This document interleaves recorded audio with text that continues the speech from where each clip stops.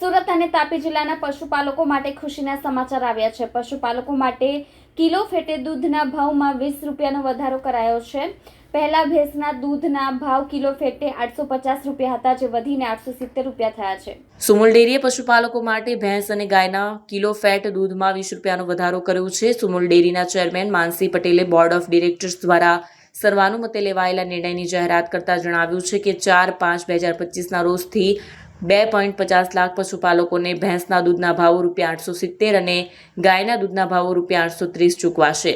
નવા ફાઇનાન્શિયલ વર્ષમાં 4/5/2025ના રોજથી અમલી ભેંસ અને ગાય બંનેમાં દૂધ પ્રાપ્તિના ભાવોમાં કિલો ફેટ દીઠ ₹20નો વધારો કરવામાં આવતા અનુક્રમે ભેંસના ભાવો ₹870 અને ગાયના ભાવો ₹830 ચૂકવાશે।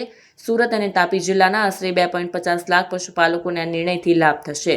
સુરત અને તાપી જિલ્લાના 2.5 લાખ પશુપાલકો માટે સુમુલ ડેરીએ દૂધના અને ગાયના ભેંસના કિલો ફેટના ભાવમાં 20 રૂપિયાનો વધારો કરવામાં આવ્યો છે। ભેંસના દૂધમાં કિલો ફેટે 850 હતા, એમાં 20 રૂપિયા વધારીને 870 કરવામાં આવ્યા છે।